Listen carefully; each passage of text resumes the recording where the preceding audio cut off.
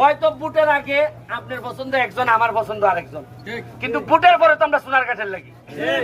আমি কথা দিলাম আপনার সামনে, এই রাস্তার দাঁড়াইয়া যারা পাস করেন নাই তারাও যদি আমার কাছে বলেন যে দেও আমার 1 কোটি, আমি কাজ করতাম। আমি কথা দিলাম যদি তহবিল তসরুপ না হয় আমি তার 1 কোটি টাকা দিব। আমার কাম হলে টাকা বইয়া বইয়া টাকা আনুন।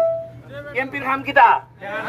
টাকা বইয়া বইয়া খালি তদবির করিয়া খাম আনুন।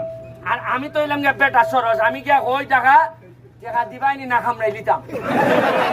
আর আমার ডরাই, আমার তো ফেসবুক আছে মনে করে, আর আবার মনে করে পেরিস্তারও মামলানি করে দেয়।